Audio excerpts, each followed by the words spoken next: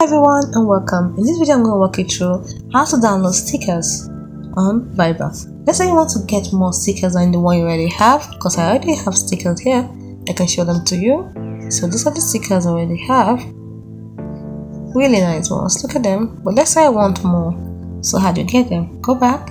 So from the home page here, click on the more icon and then you see the sticker market. Click on sticker market, which is the second option, and then you're able to see top stickers, free stickers, new stickers, collection of stickers.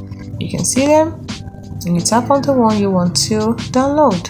You can see all the stickers, the ones you pay for and the ones that are free. And then you can see free download. So this is if you want to share it, you can just click on free download. Then you can see it's downloading. It's as simple as that.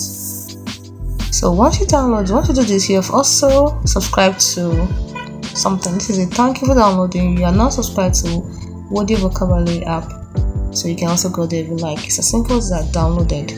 It's as simple as that. So that is it. Now you can put on the settings. If you want to delete the stickers, you don't want anymore, you can click on delete here. You can also hide it by clicking on this icon. It's as simple as that. Hope you find this video helpful. Do not forget to like and subscribe to the channel for more.